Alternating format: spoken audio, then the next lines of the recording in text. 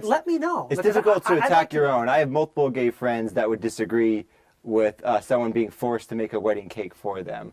A person that I hope they could be a writer on this show would disagree with someone refusing to make a cake for them for whatever reason. And I have other gay friends that they're libertarian inclined, and they would disagree with this. But it's hard to go attack your group, especially when, like for me personally, I think those people that refuse to make the cakes, refuse to hold a wedding, I think they're bigots. That's my opinion. I think they're living the past. This is like the people in the 50s that when they didn't want to perform a ceremony for a black and white couple. I think they're living. I think that this makes no sense rationally, and I think it's a bigoted position. But I think people have a right to have the positions they have, and I don't think a business should be forced to serve people it doesn't want to serve.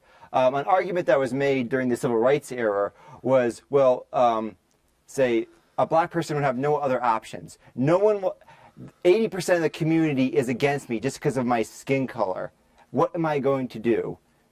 This is not the case anymore with the gay community, because now they have the support of the majority of the United States. The vast majority of businesses will cater to a person that's gay, that's in a gay marriage. Most of the Fortune 500 companies already were providing benefits for gay couples before this ruling occurred.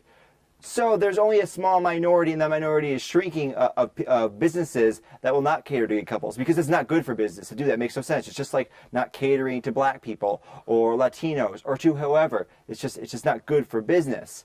So I don't see any kind of urgent need, and I'm not saying that there wasn't, that even if there was, it'd be right to use force to create this, to solve this problem.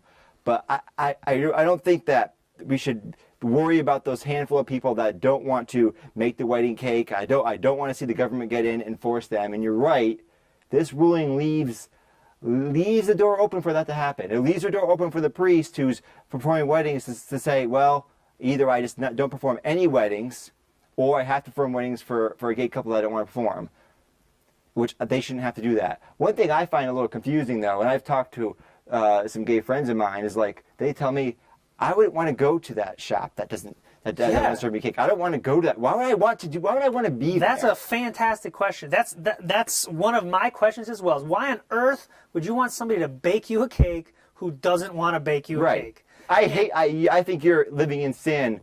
Oh, yeah, well, bake my cake. That's very strange to me, and some of my friends, they agree. Like, I wouldn't go there. They're bigots, and I would tell my friends, they're a bigot, don't serve them, and then the free market can decide, oh, well, we don't like your views, then we won't shop there either.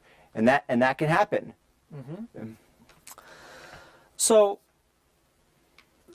that's one angle of why there's a lot of people that are uncomfortable with this decision, not because they're particularly concerned with who's marrying who, but because they view this as an opening to further extend the coercive means of changing their opinions rather than the persuasive means. That's the same, but what you just said there is, like, to me, is the opposite of you saying, oh, there's no one from the gay community coming to support the rights of the store owner. Well, everyone, all these people that are against gay marriage, they cite these aspects of, oh, well, the priest has to be forced to support the person to marry. Well, the guy has to be forced to make the cake. Well, but I don't hear this outcry going, all right, you can get married, fine, get married, that's cool, but just don't force us to do our thing. I don't see that separation. I always see the issues tied together on both sides. It's very polarized, and neither side I see understanding the freedom angle. Both sides want a kind of tyranny. They want their authoritarian control over the society they want, that's a problem. I see that on both sides. You're absolutely right about that, and that's. I want people to be free to make decisions for themselves.